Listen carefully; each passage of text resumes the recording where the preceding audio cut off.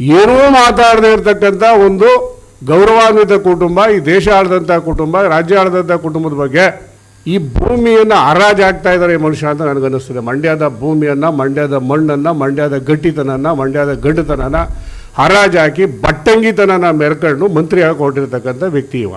ಅಂದರೆ ಇವ್ರಿಗೆಲ್ಲ ಅವಕಾಶ ಏನು ಅಂದರೆ, ಈ ಭೂಮಿಯಲ್ಲಿ ಗಟ್ಟಿಯಾಗಿರ್ತಕ್ಕಂಥವ್ರು ದೇವೇಗೌಡರು, ಕುಮಾರಸ್ವಾಮಿ ಅವರು, ಜಾತ್ಯತೀತ ಜನತಾದಳ ಪಕ್ಷ.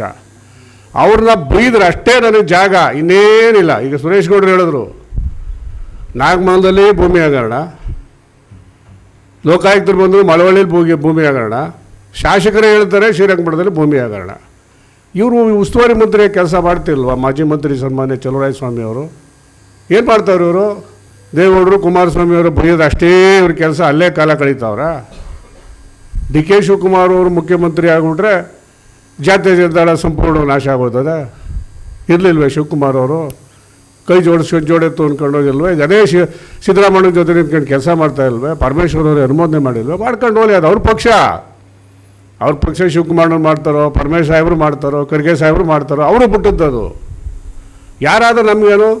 ಈಗ ಸಿದ್ದರಾಮಯ್ಯ ಮುಖ್ಯಮಂತ್ರಿ ಆಗಿದ್ರೆ ವಿರೋಧ ಮಾಡಿರಲಿಲ್ವೇ?